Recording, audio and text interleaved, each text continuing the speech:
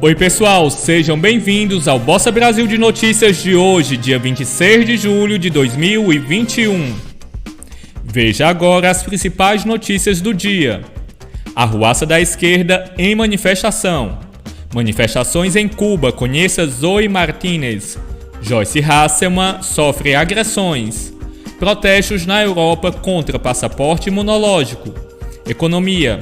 Paulo Guedes reestrutura seu ministério. Onda de frio. Pode ser uma das mais intensas neste século no Brasil. Arruaça da esquerda. Houve no sábado passado, dia 24, manifestações contra o presidente Bolsonaro em várias cidades brasileiras, onde eles novamente fizeram mais uma vez demonstrações de vandalismo e depredação de agências bancárias e até do patrimônio público, no caso, o monumento do Borba Gato em São Paulo. Um grupo de pessoas chega num pequeno caminhão fechado de frete, onde traziam consigo dezenas de pneus. Descarregam e empilham no monumento e depois ateiam fogo, tudo de forma muito coordenada.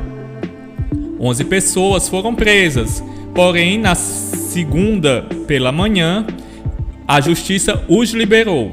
Segundo a Constituição, depredar patrimônio público é crime. Lembramos que se reunir para se manifestar é um ato legítimo e democrático. Agora, depredar a coisa particular ou pública, não. Mais triste ainda é ver a grande parte da imprensa não veicular isso como um ato criminoso e tentar justificar tal vandalismo. Manifestações em Cuba. Há 3 semanas eclodiram várias manifestações pelas cidades cubanas, que têm seu país sob as amarras da ditadura do Partido Comunista Cubano há mais de 60 anos. O estopim para que jovens saíssem em várias cidades a se manifestarem foi a crise sanitária atual, onde naquele país não existem condições mínimas de higiene e estrutura nos hospitais, não existem remédios básicos, muitos morreram em casa sem atendimento médico. O problema não é de hoje, porém com a crise atual se agravou bastante. Os cubanos há muito não têm nem o básico para sobreviver. O regime autoritário esconde e camufla dados e sempre coloca a culpa em embargos dos Estados Unidos. Porém, ativistas como Zoe Martínez, cubana naturalizada brasileira, já vinha denunciando como seu povo sofre. Eles têm direito a comprarem, para se ter uma ideia, apenas uma pequena cesta básica para cada família mensalmente. Não é dada não, é para ser comprada e o preço é muito alto. Além de cara, não tem nem o mínimo necessário para sobreviver dentro desta cesta. É um regime humilhante, diz Zoe Martínez, que tem maratonado nos canais de notícias no YouTube, expondo o que poucos veículos têm coragem de falar, e desmente que o país tem uma saúde e educação maravilhosos. É tudo uma falácia e propaganda pura do regime comunista, reforça Zoe Martínez. Joyce Hasselman, a deputada do PSL, apareceu semana passada com vários ferimentos e lesões, com dentes quebrados, queixo machucado e outras fraturas. Algo muito impactante, porém o que mais chamou a atenção é que a mesma não sabe como tudo isso aconteceu. Joyce relata em suas entrevistas que acordou em seu apartamento funcional em Brasília no chão e a meio de uma poça de sangue, toda machucada, porém não se lembra como tudo aconteceu. No dia, na noite, seu marido estava no outro quarto dormindo nesse apartamento e nada viu ou ouviu. Joyce acionou a polícia do Congresso para investigar o caso e acredita que possa ter sido vítima de um agressor bolsonarista, segundo ela. A deputada foi por muitos na internet ridicularizada e levantaram até a possibilidade de ter sofrido agressão doméstica, agressão do seu marido. Porém, a deputada se manifestou em defesa dele, dizendo que o mesmo é um cavalheiro e seria incapaz de fazer algo contra ela. Esperemos mais informações desse caso tão misterioso e melhoras para a deputada. protestos em toda a Europa. No sábado, dia 24, cerca de 170 mil franceses foram às ruas para protestar contra a imposição do passaporte da vacina. O documento é uma espécie de certificado digital que atesta se o usuário teve ou não Covid-19 nos 6 meses anteriores, se está completamente vacinado ou se tem um teste negativo para a doença realizado nas últimas 24 horas. Desde o início do dia 21, sua apresentação é obrigatória no país, para os cidadãos que queiram ir a bares, restaurantes e eventos culturais. Muitos saíram em manifestação com frases de ordem como "Liberdade, não sou cobaia", resumia um slogan estampado em um dos cartazes. Também ocorreram protestos contra medidas similares em Londres, no Reino Unido, e em 4 importantes cidades da Itália, como Roma, Milão, Nápoles e Turim, onde os manifestantes gritaram "Liberdade e abaixo a ditadura. Melhor morrer livre que viver como escravo", dizia uma das faixas italianas.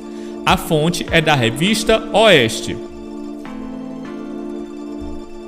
Economia.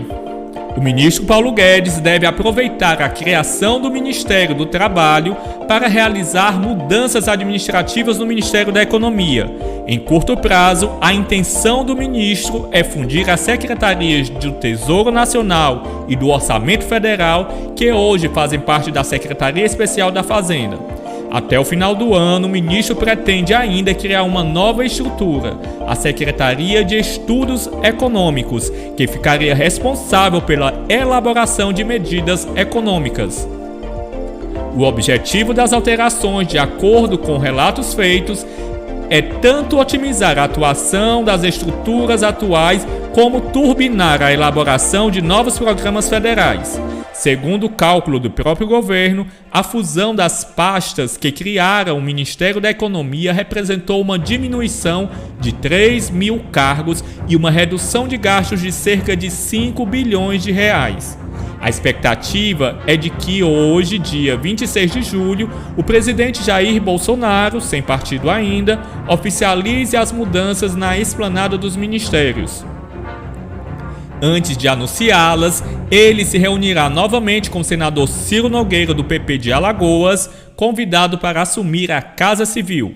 Apesar da pressão do bloco do Centrão por mais separações na economia, Bolsonaro sinalizou no final de semana que, pelo menos por enquanto, manterá planejamento, indústria e comércio sob o controle da pasta de Guedes.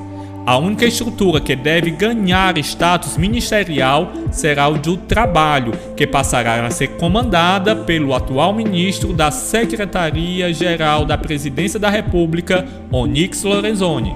A separação de Trabalho teve a participação de Guedes, que, na tentativa de dar continuidade aos programas que implementou, emplacou o atual secretário especial de Previdência e Trabalho, Bruno Bianco, para o posto de secretário executivo da nova pasta.